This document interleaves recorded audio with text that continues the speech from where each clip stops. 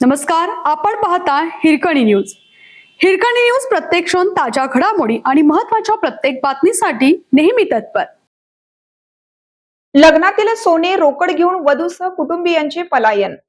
आरग तालुका मिरज येथे लग्नात घातलेले दागिने आणि रोख रक्कम घेऊन वधूच्या कुटुंबियांनी पलायन केल्याचा प्रकार घडला आहे.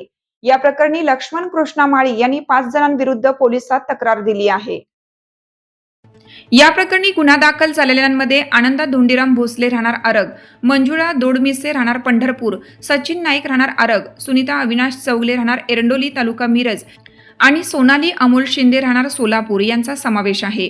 वरील संशयितांच्या कुटुंबातील मुलीचा लक्ष्मण माळी यांच्या कुटुंबात विवाह झाला होता. त्यांनी लग्नामध्ये 23,770 रुपयांचे मंगळसूत्र आणि 1,80,000 रुपयांची रोकड दिली होती.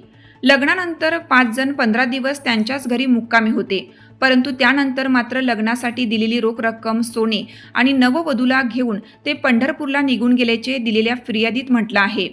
याबाबत मिरज ग्रामीण पोलीस ठाण्यात नोंद आहे. आपल्या हिरकणी न्यूज चॅनलला लाईक करा, शेअर करा आणि सबस्क्राईब करायला विसरू नका आणि रहा अपडेट.